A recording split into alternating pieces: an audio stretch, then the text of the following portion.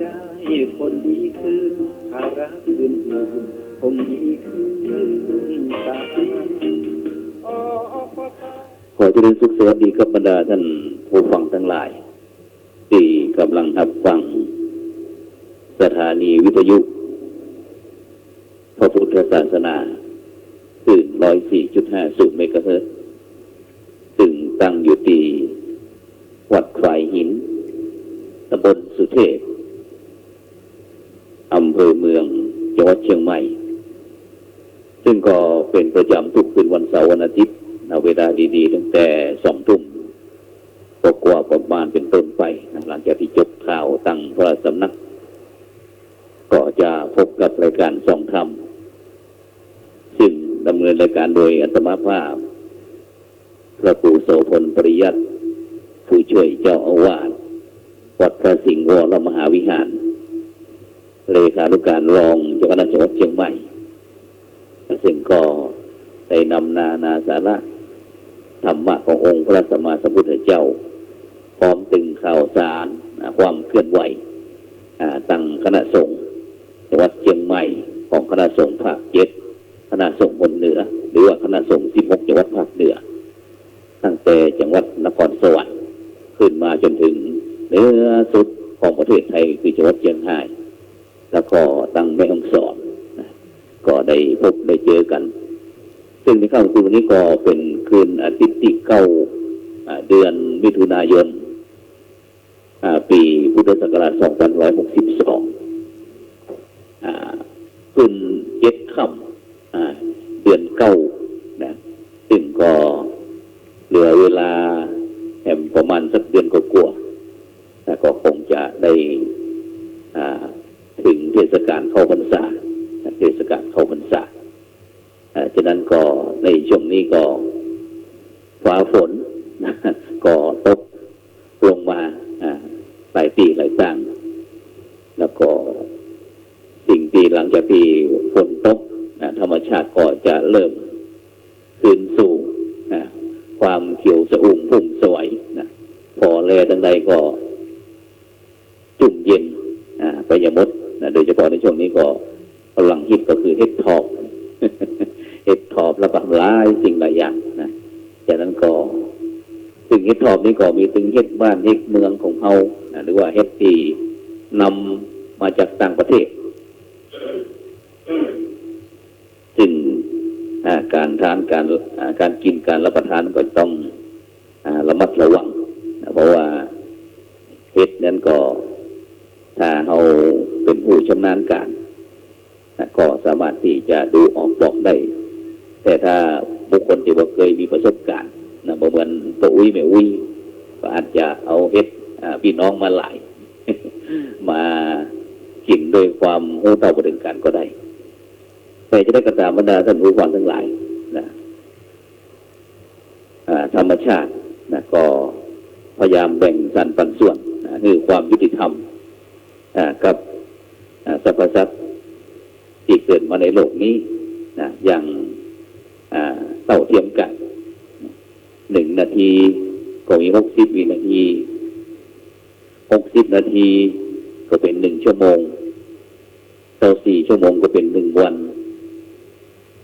30 วัน29 วัน31 วันก็เป็น1 เดือน12 เดือนก็เป็น1 ปีหมุนเวียนเปลี่ยนไปฉะนั้นก็วันนี้ก็ได้ตั้งแต่เจ้าก็ได้มีโอกาส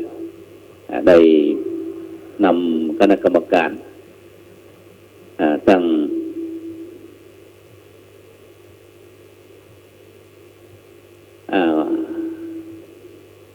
โครงการพระวิปัสสนาจารย์หนเหนือได้ไป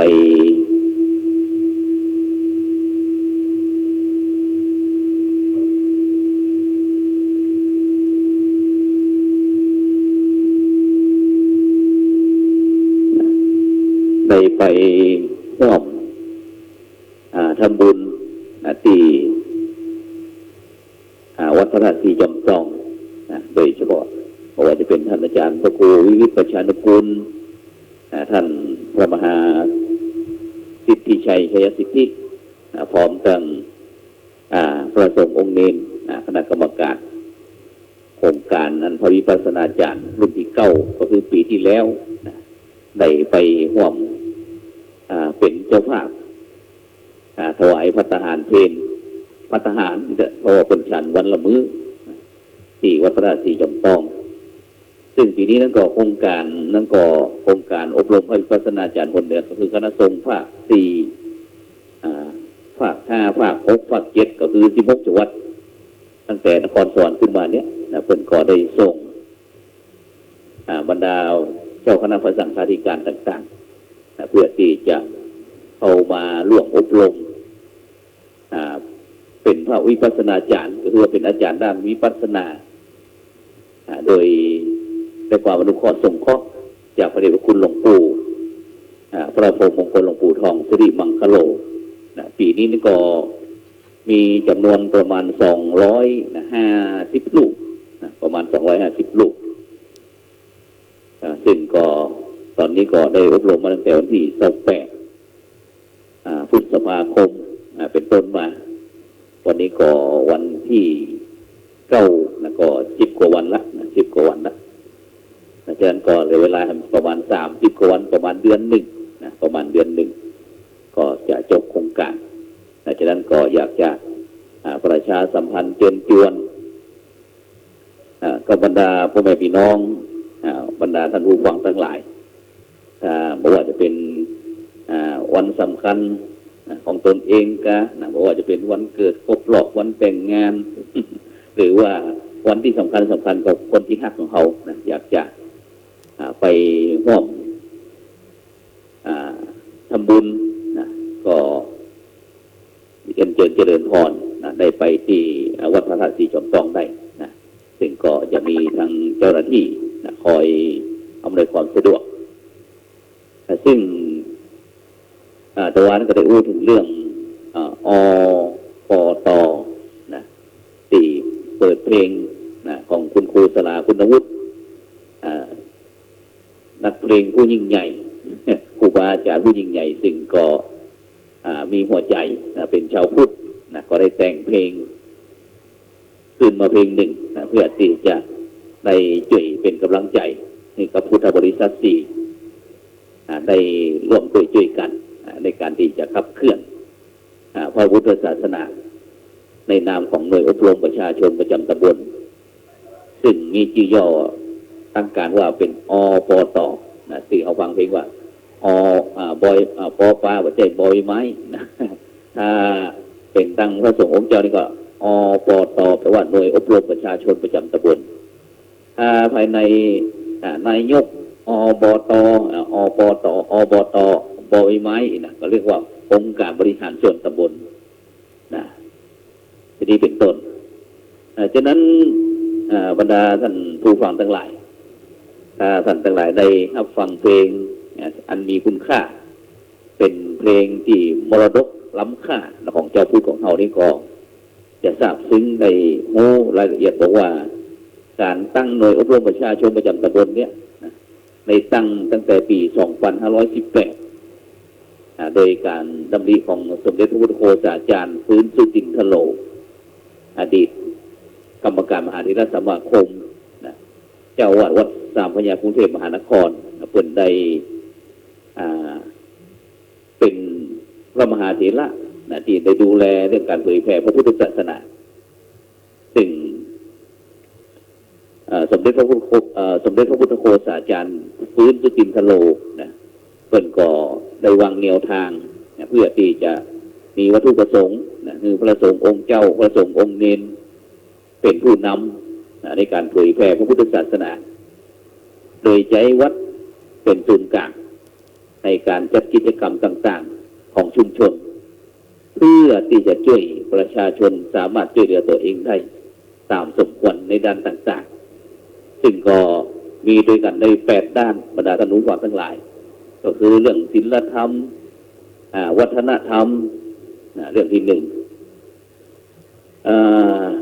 เรื่องที่2คือเรื่องสุขภาพอนามัยเรื่องที่3ก็เป็นสัมมาอาชีพ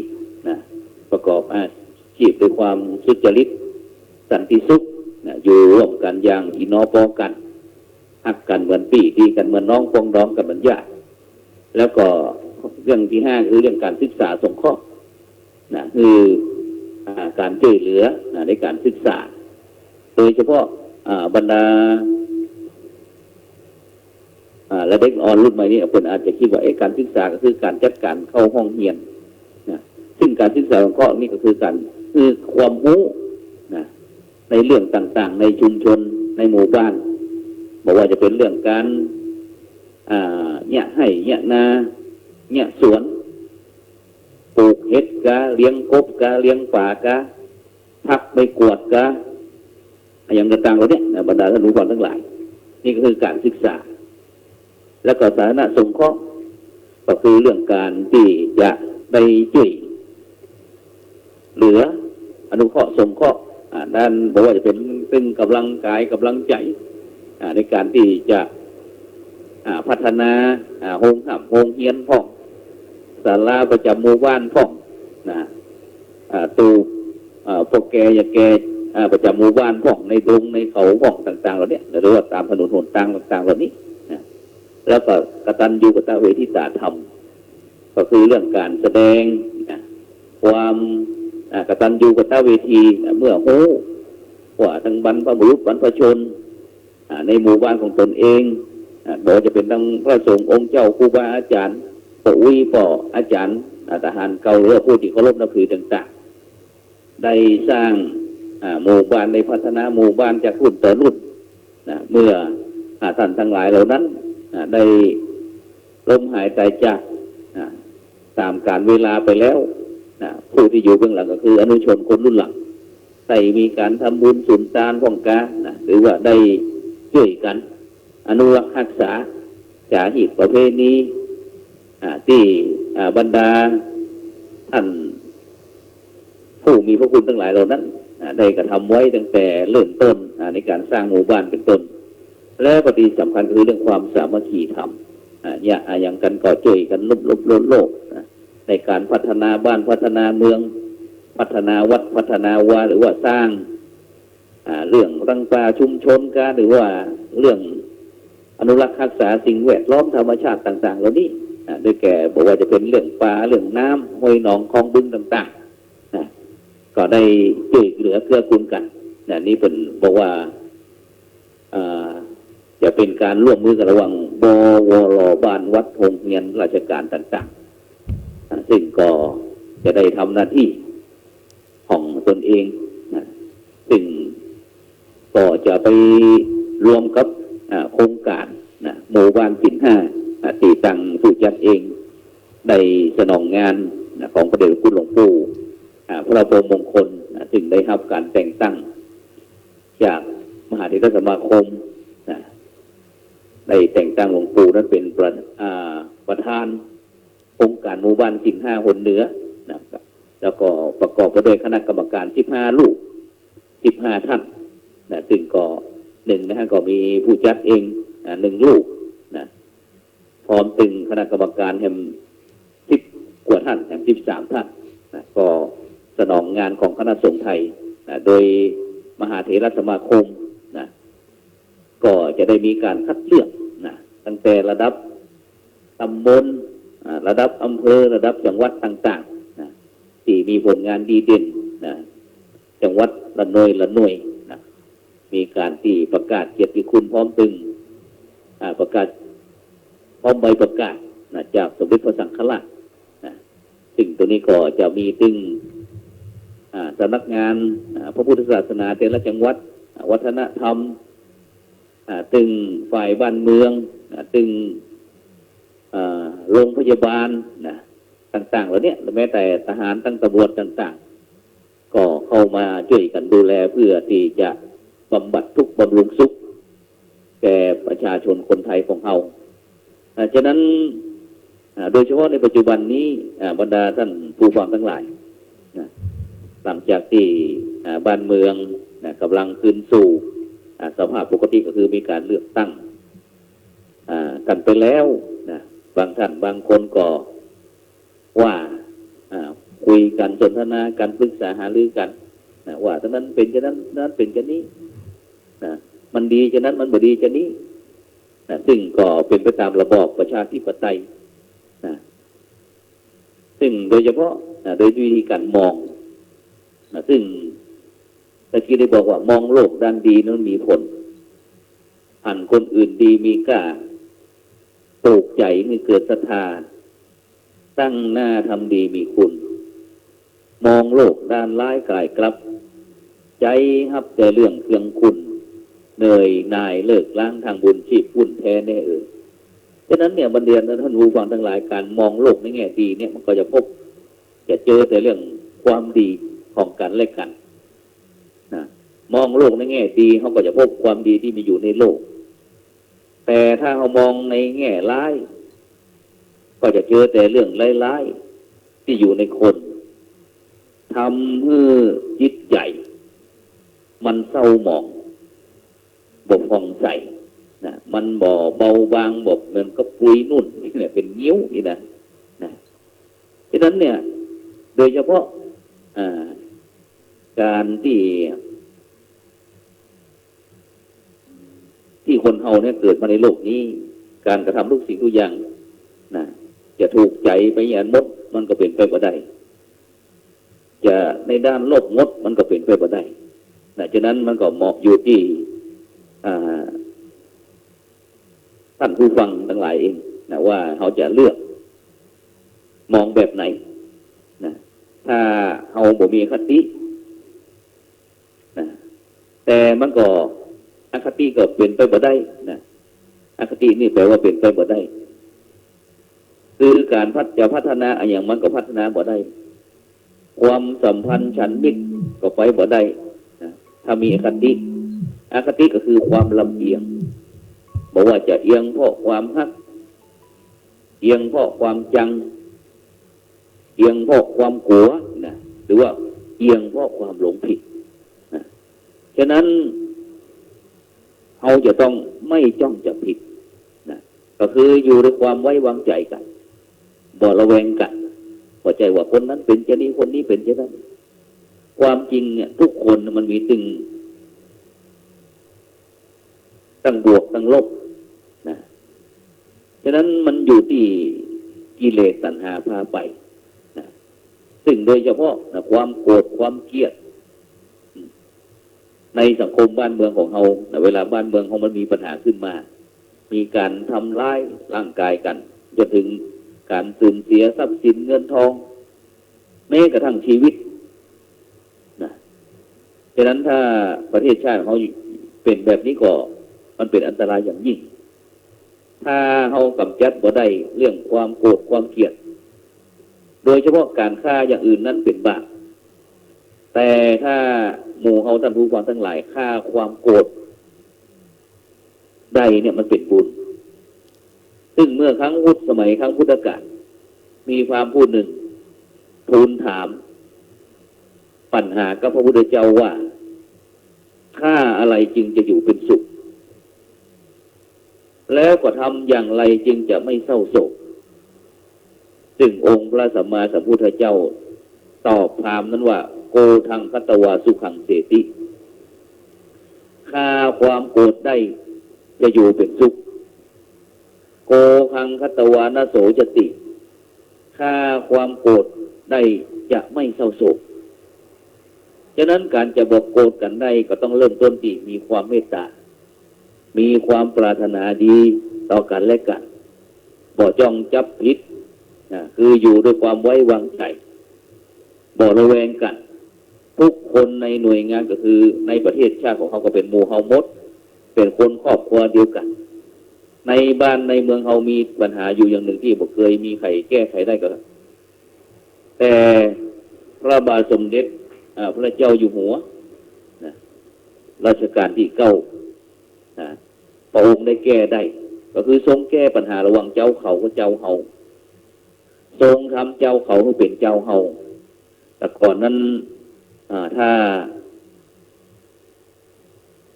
ตั้งเจ้าหน้าที่ทางฝ่ายรัฐขึ้นป่าขึ้นดอยปนี้บ่ได้ละนะ